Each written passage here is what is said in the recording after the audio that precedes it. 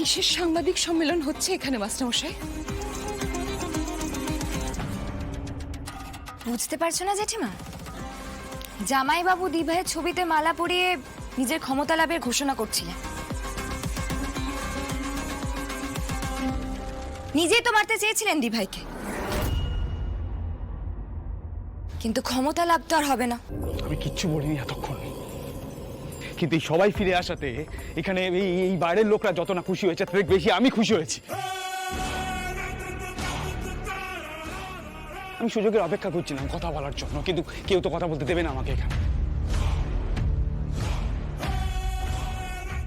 প্রত্যেকবারের মতো ফুলকি দাস আবার অখনন আমাকে ভুল বুঝবে, আর এটাই চলবে লুপে। কিন্তু মা, তুমি তো জানো আমি কাউকে মারতে চাইনি, এটা নিছক একটা দুর্ঘটনা। ওরা তোমাকে মিথ্যে বোঝাচ্ছে, ওরা যাই চালায়।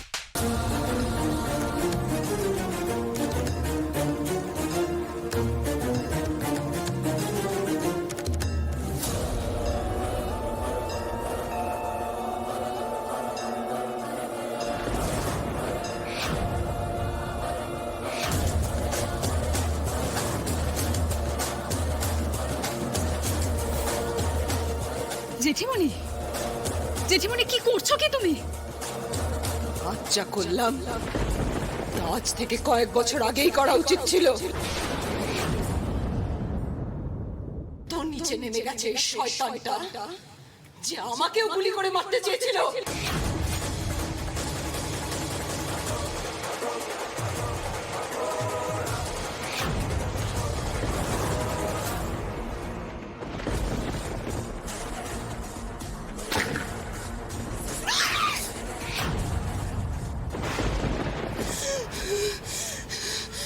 এই রুদ্রকে আমি অন্ধের মতো বিশ্বাস করেছি, ফুলকিকে সহ্য করতে পারতাম না।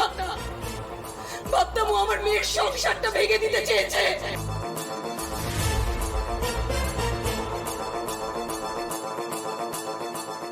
তুমি একজন মায়ের বিশ্বাস ভেঙেছ,